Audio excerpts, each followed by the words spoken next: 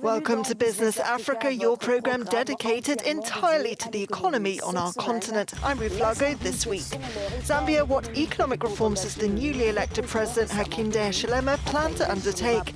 Hichilema has promised 10% growth per year during his 5-year term, as this country is in talks with the IMF for financial assistance.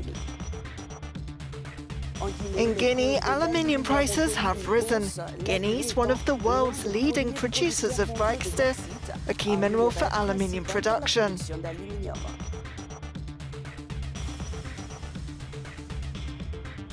And finally, the normalization of relations between the Charifian Kingdom and Israel should boost tourism in Morocco. But a new challenge for Moroccan restaurateurs begins to ensure an offer that meets the specific needs of these new tourists. In 2020, Zambia was the only African country to default on its debt, but this era seems to be on the verge of disappearing, thanks in particular to the international confidence enjoyed by President Hichilema and the strengthening of the kwacha, the local currency. Since his election, a debt resurrection plan with the IMF has been on the table. Crippled by high public debts and lack of investors' confidentiality, the newly sworn-in President Hakainde Hichilema is poised to address the most pressing matter to the Zambians, and that is stabilizing the dwindling economy. Last week, Hichilema said he had inherited an empty treasury, while claiming that unsubstantiated amount had gone missing from the public coffers. Mr. Hichilema won the election on a promise to tackle corruption and to end the financial and economic crisis that has seen Zambia's debt ballooning. He further claimed that there were a lot of people who are not working, but are on government payrolls, an ordeal he promised to thwart with immediate effect. For the first time since 1998, Zambia plunged into a recession last year. It also defaulted on a debt repayment. According to previous reports, Zambia owed foreign lenders an estimated $12 billion. The former government had borrowed heavily, including from China, to build infrastructure. The copper-rich country is yet to reorganize its economic capacity, an agenda that seems capable, according to the new president, Hakainde Hichilema. However, there are no quick fixes to the economic crisis, and the government may have to take austerity measures that could anger Zambians. Mr. Chambaba Kanyama, manager of Bridges Limited, welcome to you. Thanks for joining us from Lusaka in Zambia. Good afternoon. How are you? So there's so much to talk about when it comes to the Zambian economy. Debt, unemployment, inflation. Where should the new administration start? So the first thing is really to assure everybody that the environment is good, including the foreign investors, that the environment is good, is right for investment now in Zambia. So politically, the risks have been reduced, and that has been the first focus of this new government. The second thing is to spell out the new course of action in terms of achieving macroeconomic stability.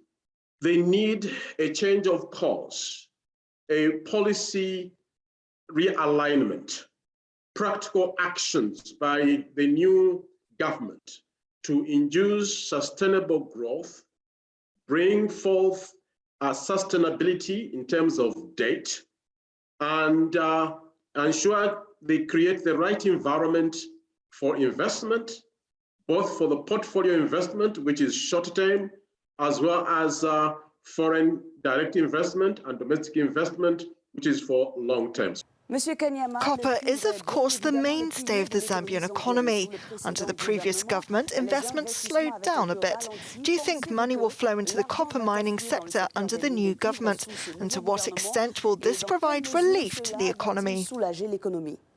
The first action, which began with the previous regime, and this had to avoid ambiguities in taxation, allow for clear taxes without double taxation. So that agreement was made, except it was not yet put into policy.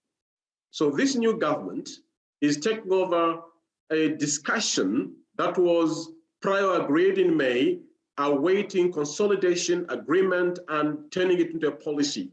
And I'm very, very sure that they will see the benefit of doing away with policies, fiscal policies, that hindered investment in the mining sector. The Minister of Finance has already indicated that within the next 3-4 years, we should see a production level which comes from 850,000 metric tons per year to close to 2 million metric tons per year. Let's talk about the austerity measures that the government may have to put in place. Some say that President Hichilema will disappoint some of the people who voted for him, for example, by raising taxes to make up for revenue shortfalls or reducing spending on social services. Do you agree? The reality right now is that we are choked with high external debts, and the debt servicing has narrowed space in terms of government to have extra cash to spend into social services. The debt servicing gobbled close to 45% of tax revenues of the budget. And the other 45% went to emoluments, which is about salaries, leaving government with only 10% of the annual budget to spend into social services.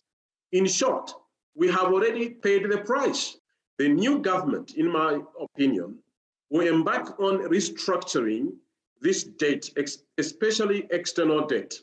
Restructure the external debt, seek to refinance it with perhaps cheaper or zero interest capital, interest rates, to release cash so that we have space now to spend on the social services. These are much-needed measures for all Zambians and certainly for investors. Mr. Chimbamba Kanyama, manager of Bridges Limited, thank you. You're most welcome. Thank you very much.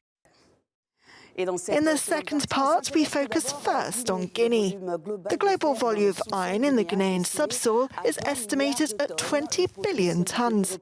The country's potential is also based on still partially exploited reserves of uranium, oil, gold and diamonds. In addition, this West African country is known to be one of the world's producers of bois.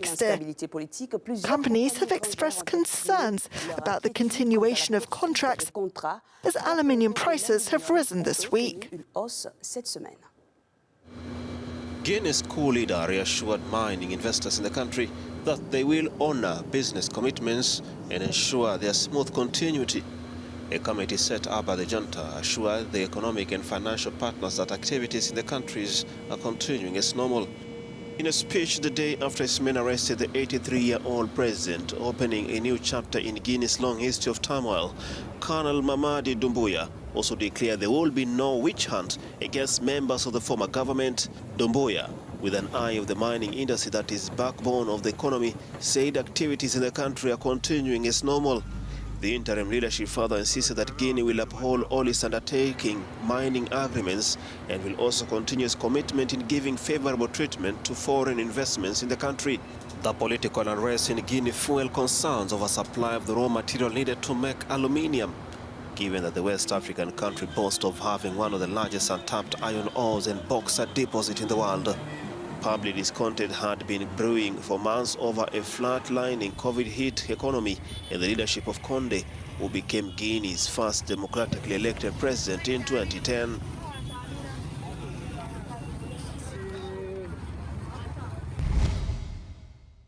Closer ties between Morocco and Israel is an economic opportunity for the tourism sector. More than 700,000 Israelis are of Moroccan descent and have often kept their strong ties with their country of origin. Many restaurants are now trying to meet Jewish standards.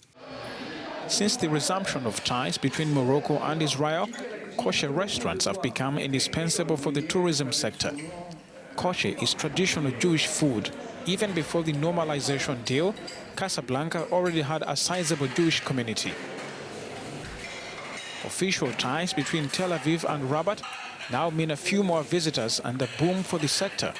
We're already very proud of this relationship between Morocco and Israel.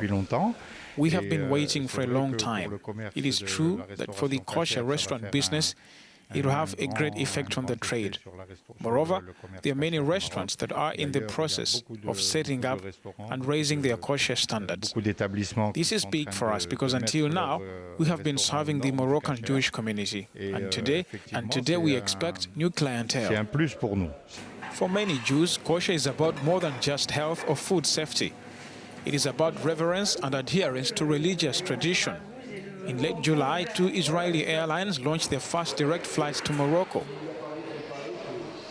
We already have a lot of families talking about coming. Unfortunately, with the crisis of COVID-19, travel is a bit difficult. But as soon as things pick up, there will be potential in terms of kosher. This year alone, more than 100,000 Israeli tourists are expected to visit Morocco. In the meantime, kosher restaurants are scaling up capacity to cash in on the boom. That's all from Business Africa this week. Check out our websites to keep up with the economic news from our continent. See you soon.